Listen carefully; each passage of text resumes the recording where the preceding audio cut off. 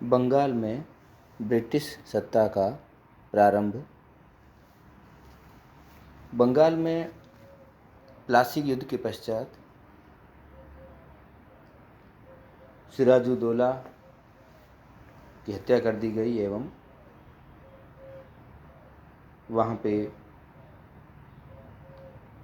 British सत्ता की धीरे धीरे पकड़ मजबूत होने लगी। उसके पश्चात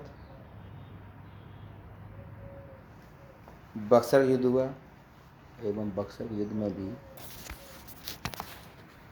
ब्रिटिश सत्ता की विजय हुई तथा अब ईस्ट इंडिया कंपनी को बंगाल, बिहार और उड़ीसा तीनों के दीवानी अधिकार प्राप्त हो गए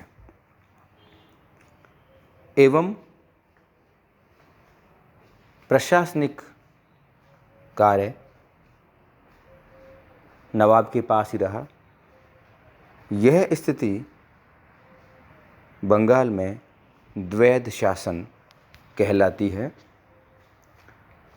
बंगाल में द्वैध शासन 1765 से लेकर 1772 ईस्वी तक रहा।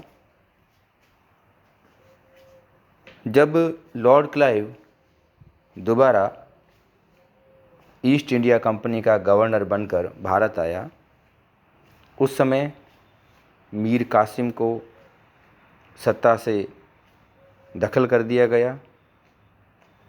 मीर जाफ़र की मृत्यु हो चुकी थी और एक छोटा बालक नज़्मुद्दौला बंगाल का नवाब था। बक्सर के युद्ध में पराजित हो जाने के कारण अवध का नवाब शुजाउद्दौला अंग्रेज़ों की कृपा पर निर्भर था और मुग़ल बादशाह शाह आलम अपनी नाम मात्र की भारत की संप्रभुता का प्रयोग अंग्रेज़ों की इच्छानुसार करने को तत्पर था। अब बात आती है कि द्वैध शासन क्या था। 1765 ईस्वी में मुग़ल बादशाह शाह आलम के एक फरमान के द्वारा बंगाल, बिहार और उड़ीसा की दीवानी अंग्रेज़ कंपनी को दे दी गई और इसके बदले में कंपनी ने 26 लाख रुपया प्रतिवर्ष मुग़ल बादशाह को देना स्वीकार किया। यह व्यवस्था इलाहाबाद की संधि में है। इस प्रकार अंग्रेज़ कंपनी इन सूबों के लिए मुग़ल बादशाह की ओर से दीवान बन गई और इन सूबों से लगान वसूल करने तथा असैनिक न्याय की देखभाल करने का अधिकार उसे प्राप्त हुआ। निज़ामत अर्थात शासन, शांति व्यवस्था, बाह्य आक्रमण से रक्षा करना और फौजदारी का न्याय बंगाल के नवाब के अधिकार में रहा। शासन को इन दो भागों में बांटकर दो विभिन्न शक्तियों के हाथों में दे देने के कारण ही इस शासन को दोहरा शासन या द्वैध शासन, जिसे हम इंग्लिश में ड्यूअल गवर्नमेंट कहते हैं। अब इसके कारण जो है वो क्या रहे, उसमें ये मिलता है हमें कि क्लाइव ने इस विषय में डुप्ले के अनुभवों से लाभ उठाने का प्रयत्न किया, क्योंकि डुप्ले ने जो फ्रांसीसी गवर्नर था उसने भी इसका प्रयोग किया था। जब दक्षिण की राजनीति में हस्तक्षेप करके डुप्ले ने प्रत्यक्ष रूप से राजनीतिक सत्ता को अपने हाथ में लेने का प्रयत्न किया था, तब अंग्रेज़ों को अपने हितों की रक्षा करने के लिए डुप्ले के कार्यों में तुरंत बाधा डालने की आवश्यकता हुई थी। इस कारण क्लाइव ने प्रत्यक्ष राजनीतिक शक्ति कंपनी के हाथों में नहीं ली, जिससे अन्य भारतीय नरेशों को कंपनी से ईर्ष्या न हो। उसे यह भी मालूम था कि मुग़ल बादशाह के द्वारा दिए गए अधिकार का वास्तव में उस समय तक कोई मूल्य न था, जब तक कि अंग्रेज़ कंपनी अपनी शक्ति के प्रयोग से उसे लाभदायक न बनाए।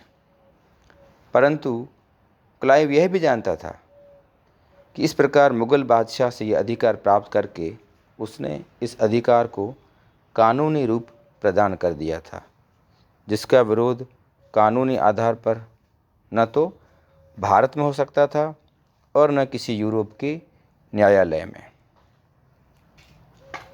इस प्रकार कंपनी के दीवानी के अधिकार को प्राप्त करने से न तो इंग्लैंड को यूरोप में कोई कठिनाई हो सकती थी और न ब्रिटिश पार्लियामेंट कंपनी के कार्यों में हस्तक्षेप करने का बहाना तलाश कर सकती थी।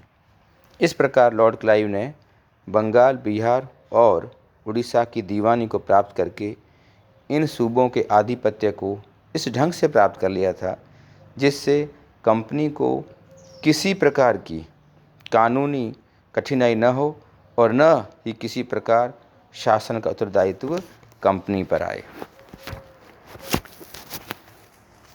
अब इसमें हमें एक व्यवहारिक व्यवस्था भी दिखाई देती है। जब कंपनी इन सूबों के लिए दीवान बन गई तब उससे आशा की जाती थी कि कम से कम शासन के एक भाग का प्रत्यक्ष उत्तरदायित्व वह संभालेगी, अर्थात कंपनी स्वयं ही लगान वसूल करेगी, उसकी उचित व्यवस्था करेगी और असैनिक न्याय का प्रबंध करेगी। परंतु क्लाइव की ऐसी इच्छा न थी।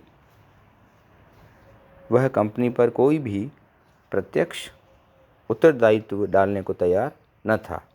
इस प्रकार कंपनी ने 2 नायब दीवान नियुक्त किए, बंगाल के लिए मोहम्मद रज़ा खां और बिहार के लिए राजा शिताब राय। ये नायब दीवान कलकत्ता में रहकर कार्य नहीं करते थे, बल्कि क्रमशः मुर्शिदाबाद और पटना में रहकर कार्य करते थे। इस तरह यह द्वैध शासन व्यवस्था बंगाल में प्रारंभ की गई।